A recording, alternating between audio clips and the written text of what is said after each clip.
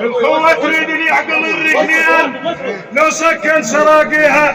هاو القوة تريد ملاذة، هاو القوة تريد ملاذة، وصالح ويا عباس القوة تريد ملاذة.